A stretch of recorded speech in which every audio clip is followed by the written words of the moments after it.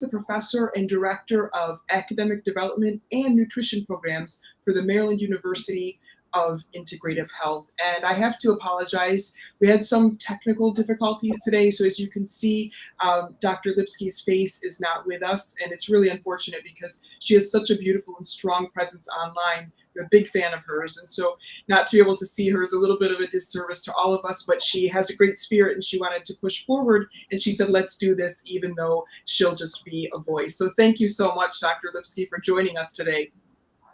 Amy, your beautiful face will have to suffice for both of us.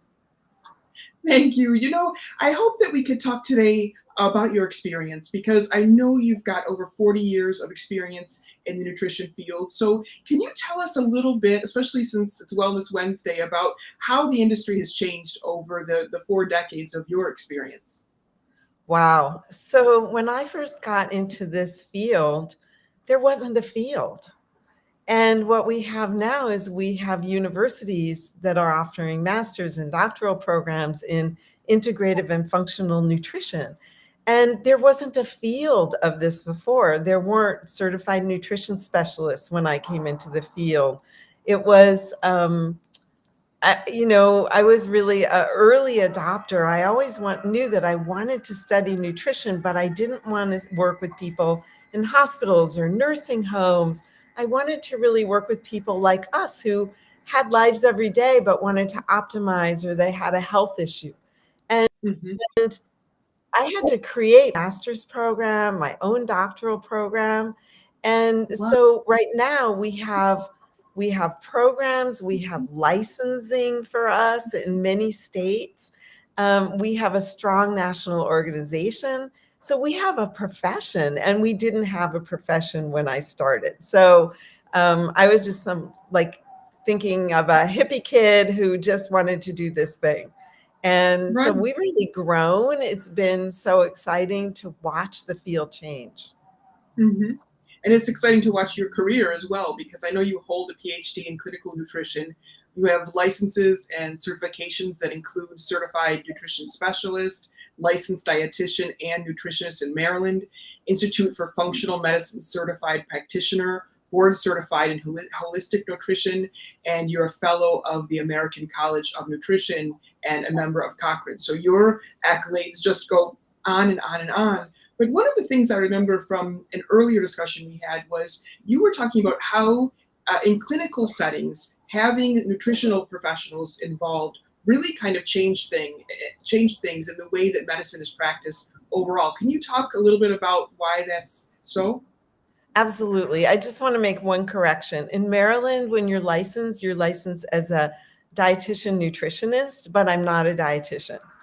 But I am licensed as one, which is odd. But anyway, so one of the things that happens is nutritionists are really focused on health. We want to look at somebody's food that they're eating. We want to ask about their relationships. We want to ask about stress in their lives. We're always interested in how are they moving their bodies, their sleep like. And so when we come into a clinic, what happens is that the doctors refer back to us, and then we have the time to really sit down with people and work on the nitty-gritty of what's going on and to hold their hands in a way that a physician doesn't have time to do. That's not their job.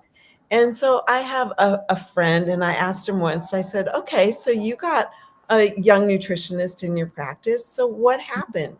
What's the advantage? And he said, oh, the very first week we started seeing differences because she would pick up things like eating disorders or binge eating or a marriage that wasn't working that well, or some other issue that they never had time to ask about. And I know that even when I was a young nutritionist working with physicians in their offices, sometimes they would go, wow, you used that supplement and that person's hay fever is so much improved. Why don't we write that up for a journal? And I'm like, but it's just normal about what we do. And I know Dr. David Riley is an MD, and he teaches for us at MUIH, and he is always so fascinated by the cases about what nutrition can do for somebody. So he's always like, that was so amazing. This woman had 4 miscarriages, and then she started working with a nutritionist, and now she easily got pregnant and sustained that pregnancy. Or this person had rheumatoid arthritis, and their arthritis was so bad, but they worked on their diet. They took certain foods out of their diet. They healed their leaky gut. And now they've been able to come off some of their medications. And, this is the brilliance, because we're always looking for how do we optimize and how do we use biochemistry and lifestyle to normalize somebody's function so that they feel their best. And so my personal mission is graduating as many great nutritionists as possible and getting us out into the world so that we can be in clinics all over and we can change the culture of the clinic. It's fascinating because, number one, to think about a nutritionist being able to get to the bottom of some of these more important lifestyle factors, but it also just reminds us of the symbiotic relationship between lifestyle and nutrition, because they both impact each other so greatly. And to sort of be able to touch on both of those, I think is really important. And that leads me to the next question, Dr. Lipski. I wondered what culinary medicine is to you. To me, food is healing and food is information. And so when we teach somebody how to cook and use different herbs and spices and how to get the most flavor out of foods, when you go to that restaurant and you get so excited because your mouth is exploding with flavor and you wish you could do that in your own home. Of course, Amy does that every day in her own home.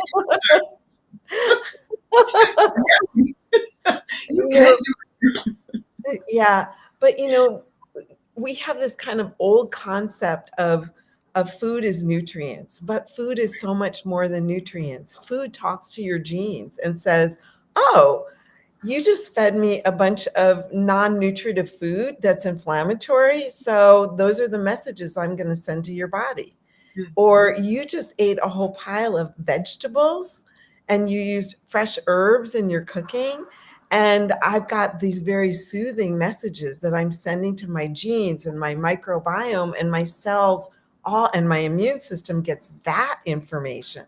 And therefore, what happens is that we really can make these changes. And when we use culinary nutrition, then we have these tools that we can teach people.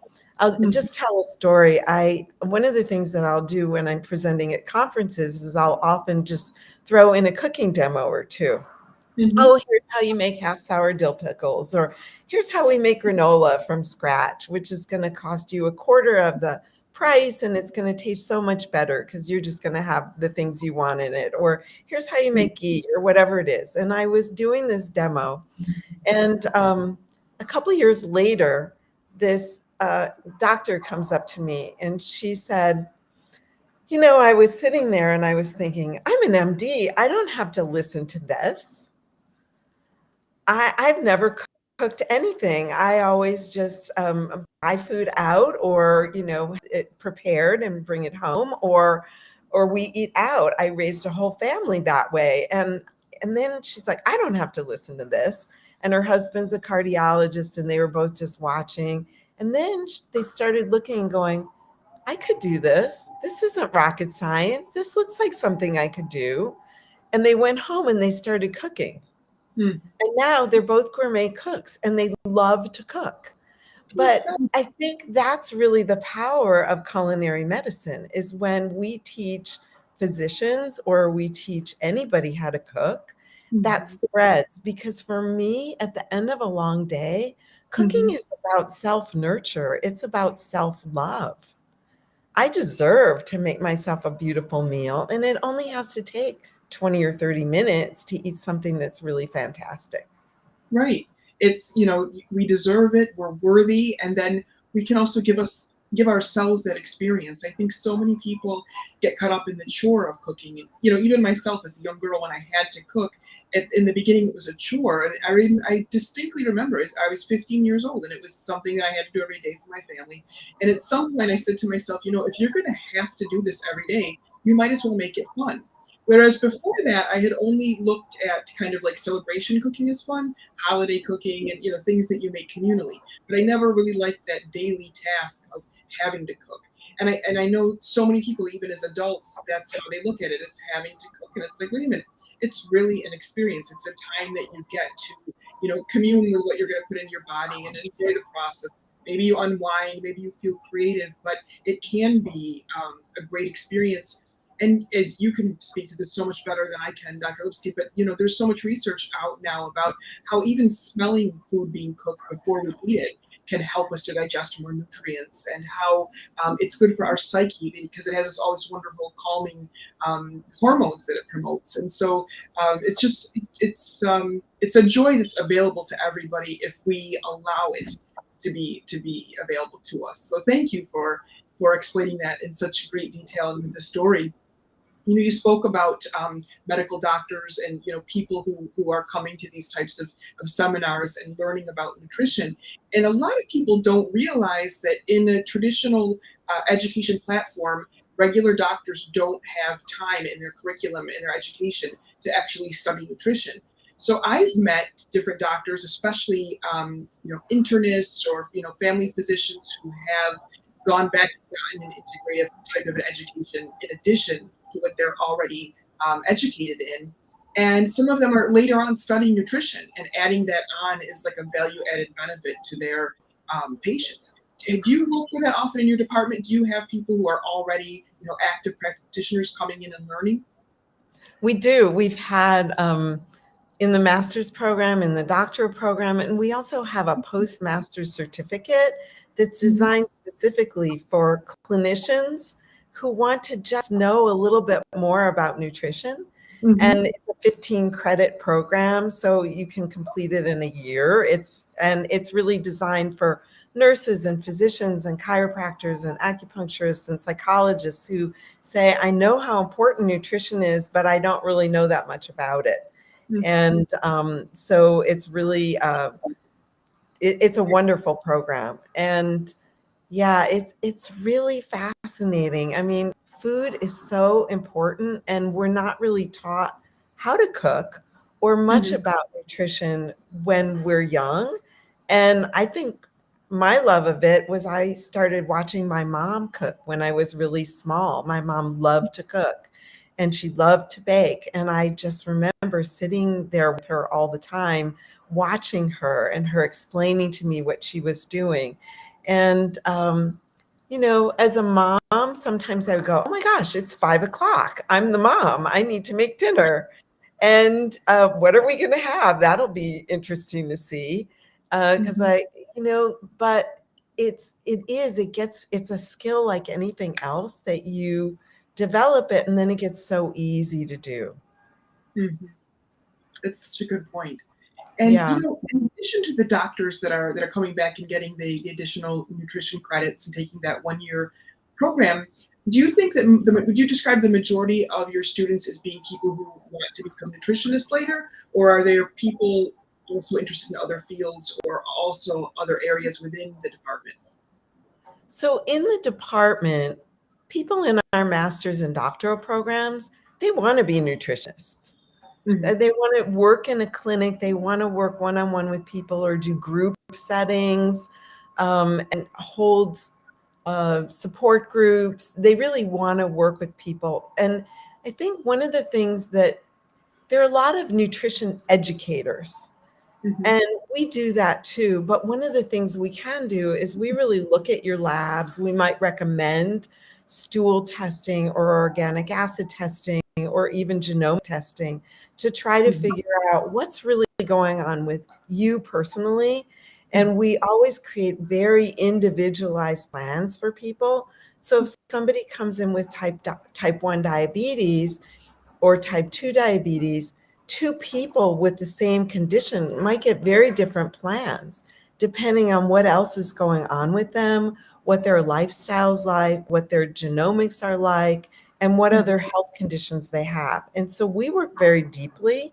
And so people in the master's and doctoral programs, they really want to do that kind of medical nutrition therapy. I think people who come into the postmaster's certificate training, most of them, they're already in practice. They're really interested in, how do I just add a little bit of nutrition to my psychology practice or my chiropractic practice or my medical practice or whatever kind of clinician they are. They don't want to change and become a nutritionist usually. They just Right. want to have more tools in their toolkit. That's so interesting. And for the people who do want to become nutritionists, what kind of career planning later on or programs are in place to kind of help them, either if they're going to establish practices or do other things, working for other institutions? Are there things like that built into the department as well? Yes, well, at MUIH, we have a really strong alumni program where we're always finding placements and we have job fairs and we're always trying to get somebody in a setting that's going to work for them. And a lot of times they can even do that while they're a student if they have the time to volunteer or work in a clinic. One of the really interesting things that we did about a year ago is that in the field of dietetics, there's two pathways. There are a lot of dietitians who have a bachelor's degree, and then they go on and they do their clinical training and with a bachelor's degree. And then there are some dietitians who they have a bachelor's degree, they build a bachelor's to master's degree all in one piece, where the clinical piece is really their master's program. And we decided that we were going to accept their internship training that they do that's supervised and usually takes about a year for somebody to complete as equivalent to their master's. So we can now accept directly into our doctoral program people who have they're dietitians and they have a bachelor's in nutrition, in dietetics, but they're already a registered dietitian. We already know their quality and we can bring them right into the program, which is so exciting because one of the things I love about the doctoral program and teaching in the doctoral program and the master's any of our programs, we have such a diversity of backgrounds from all the students. Most of our students are adults, the average student's 40 or so, but we always have students who come right from their bachelor's into their master's and then come to their doctorate. So by the time they graduate, they're in their late 20s. And then we have people in their 50s and 60s who are career changers, or they're adding on to another clinical career that they already have. We have people from all socioeconomic backgrounds. We have so many people who come in the program who are originally from other countries. And it's fascinating to see how the richness of what the students bring and the diversity of the students bring in conversations. I can imagine, especially in the area of nutrition, and it's right now in DC, it's International Cultural Awareness Month. And there's just, I love the fact that MUIH doesn't take a specific, cultural slant on nutrition, that it's general and that it can apply to all different cultures or vice versa. All different cultures could work within it. And that you all are so inclusive of different cultures. I think that's fantastic. But it's interesting to note, that I know from speaking with different people that there are times that you're talking about different, philosophies, different concepts that you can incorporate from different cultures. I think that's great. And also, oh, sorry. No, please. One of the things you asked too is a little bit different is that we have a clinic right on campus. And so as part of our master's program, the nutrition students have to see a nutritionist a couple of times to understand what that's like. And they can see someone, if they're a distance learning student, they can do that in their own town, or they can do telehealth through our clinic. We also offer to students deep discounts. I think it's $10 a visit to see Wow. somebody in our clinic for acupuncture or coaching or yoga therapy or nutrition or herbal medicine. And one of the things that makes our master's program really different from most of the other master's degree programs in integrative and functional nutrition is that we have 2 semesters where students are actually working with their own clients and getting supervised. Oh, that's So great. by the time somebody graduates, they're really ready to get a job or open their own practice. That's so wonderful. And I think that this idea for the doctorate of clinical nutrition is also so timely because I've heard that different regulations, and requirements are going to be changing, where graduate degrees are going to be important and necessary in certain areas, or maybe they weren't. So I think that this fast track to getting a doctorate will be really helpful for a lot of people in that field. Yeah, the Academy of Nutrition and Dietetics has moved from that bachelor's as the minimum requirement, Mhm. and within the next year or 2, they're moving towards a master's degree as the minimum requirement to become a registered dietitian. Mhm. And we're saying, why not leapfrog that and just get your doctorate? Right. It's such a great solution, and I really, really was excited to hear about it. So, Dr. Lipski, I want to change gears a little bit because, I'm also a fan of your work, and I happen to have a copy of your Digestive Wellness book. I'm just going to read everybody the back cover. It says, optimize your overall health through digestive wellness. Fewer antacids and less bloating aren't the only benefits of good digestion. When your digestive system is healthy and balanced, you sleep better, have more energy, think more clearly, experience less pain, and combat disease more effectively. Digestive wellness shows how everything from migraines to skin disease to arthritis are connected to your digestive system. And now this go-to guide has been updated with clinical new research and developments, including late breaking information on a whole bunch of different areas. And I know the foreword was written by Dr. Mark Hyman. So tell us about this and what people can look for if they're able to get this book. When I was a lot younger in the early 1990s, I was so fascinated. I'd go to conferences and we were starting to really dive into the topic of digestion and the microbiome and what we sweetly call is leaky gut syndrome, which is increased intestinal permeability. And since then, this is a 5th edition of my book because there's so much emerging information. As an And author, I'm just going to stop you for 1 second. For everybody out there who's not a writer, to have your book go into print a second time is a huge, huge accolade and like a really big success story. To have it be in the 5th edition, it's just off the charts. You well deserved. thanks. And, and there'll probably be a 6th edition because there's so much growth in this information about how do we use therapeutic diets for people who don't feel well. And why digestion is so important is that the reason that we eat is to get nutrients to every cell in the body. So if that's compromised in any way, then we aren't going to feel right and our energy is not going to feel right. And a lot of the interesting information right now for me is really about this leaky gut and the microbiome. We know that autoimmune diseases, if you could see a graph, the graph is just going off the charts up. And we used to have 40 autoimmune diseases. Now we have over 80 named autoimmune conditions. And they all begin with barrier function that's compromised. And if you could see like the inside of the small intestine and large intestine, it looks like a towel. It has thousands and thousands of little tiny loops on it. And those little tiny loops have little tiny threads coming off of them.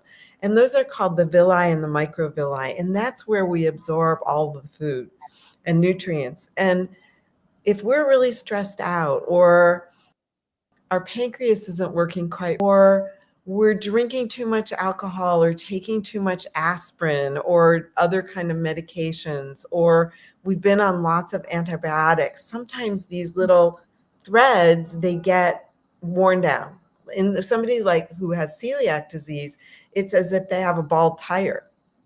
And if you laid all of these little loops and threads out flat, they would cover the size of a doubles tennis court. It's enormous. And all this is just so that we can get the nutrients in. And this is just So if there's that you're talking about. what? This is just in our intestines that you're talking about. Just in our intestines that I'm talking about. And, you know, if that's compromised, then the nutrients can't get to the cells. But the other thing that happens is that if there's spaces, you know how like if you hit your thumb with a hammer and it swells? If there's swelling and inflammation in the intestines, in the small intestine, what happens is there's swelling and it pushes those two cells apart, the cells of the lining, and partially undigested foods can get into the bloodstream. Foods, molds, bacteria, viruses, fungi, household chemicals that you take in with your food, you know, and what happens is then we start getting people with this autoimmune conditions. That's one of the primary things, is that we get this leakiness. And also we see people with eczema and migraines and food sensitivities and environmental sensitivities. And so we have to look at that. And then one of the other really interesting areas is looking at the gut brain. And I can't tell you how many clients I worked with who, when we changed their diet and cleaned it up, their depression lifted, their anxiety lifted. So we're looking at mental health issues, you know, and even the health of your gums. We know that the gingivitis contributes to cardiovascular disease and to Alzheimer's. So, you know, when you think about digestion, I'm always looking at systemic health. And that's really what my book is about. And so there are sections on, you know, overall, like how does digestion work? Why is it important? Leaky gut, the gut microbiome, different kind of tests that your doctors might not know to do, or and then looking into all the different things. How's arthritis associated with it? How are migraines? What might you do? And so just going into every little crevice and scoping it out. That's great. It's such, you know, it's difficult to hear in a way because it's so intricate, and it shows you kind of, it uncovers a lot of information, but it's also so empowering because you realize with these few different tweaks or these few different changes how much power you have to change things. And that's one of the things that I love so much about your book, is that it also gives a lot of great solutions to people, and, you know, makes them aware of things that they may have heard of before but not really ever thought could pertain to them or would be a part of your life. And even in the brief way that you just described this, it really, really makes it clear to people not only how it's important for our own health, but how it's important to the field of nutrition. So thank you so much for that, you know, clarifying all of that for us. And so Dr. Lipski, the last question I wanted to ask you was if you could give 3 nutrition takeaways, since it's Wellness Wednesday and you are who you are and have uncovered all this amazing information. If you could just give, you know, 3 takeaways for people watching today that you think will really help them. First of all, eat as many vegetables as you can every day, at least 3 to 7 cups of vegetables a day in your diet every day. That's probably the most important thing that you can do. The second thing is to really read labels. There are other nutritionists who will say, if it has a label, don't buy it. Right. You know, but really read labels. And if there are things in that label that you've never even heard of, you don't want to be buying them. And then the third thing is start cooking, make food from scratch at home, start giving yourself that creativity and that nurture. You can start really simply. I remember when my boys were, you know, 10 and 12, and I said, well, you're each going to cook dinner one night a week and we'll make anything you want. And one of my sons got very inventive with cookbooks and things. And my other son learned how to silly make cheese ravioli and heat up red sauce, you know? But it doesn't have to be anything that difficult, but the food that we make has so much more prana or energy in it. Right. And you can really feel the difference. I remember I had a client once who said to me, he said, "Oh, but we eat really well. We go to the health food store and we buy everything pre-made from the health food store." And then his mother-in-law came to visit and she started cooking food. And he Mhm. goes, "Oh, I see. There's such a big difference." Mhm. So those are my 3 takeaways: vegetables, read your labels, and cook. That is so fabulous. Everybody, I promise I did not pay her to say this. We did not even talk about it in advance. This is just off the cuff. This is so, so wonderful because we're totally on the same page. And I know there's so many people out there watching us that would agree with you wholeheartedly. This is advice that's universal and that anybody could take. So I'm really, really grateful for you sharing this with us, for sharing all of your expertise, and for the book, of course, Digestive Wellness. So everybody, check out Dr. Liz Lipski's programs in nutrition at the Maryland University of Integrative Health. It's so easy to find the university online. They've got a Doctor of Clinical Nutrition, a Master of Science in Nutrition and Integrative Health, Postmaster's Certificate in Nutrition and Integrative Health, a Post-Baccalaureate Certificate in Culinary Health and Healing. Since 1974, their mission has been to educate, heal, support, and collaborate in a manner that extends far beyond the classroom. And you can access their clinic and their website for a lot of additional information that I've been able to give you here today. But I look forward to seeing everybody at the next one. And Dr. Lipski, again, thank you so much. Thanks, Amy. It's been a pleasure. It's so much fun to play with you always. Yes, we'll do another one live. We'll do it together so we make sure we get the camera working. Maybe we'll Okay, cook. that would Yes. be fun. That would be really fun. Bye. Bye, everyone. Thank you.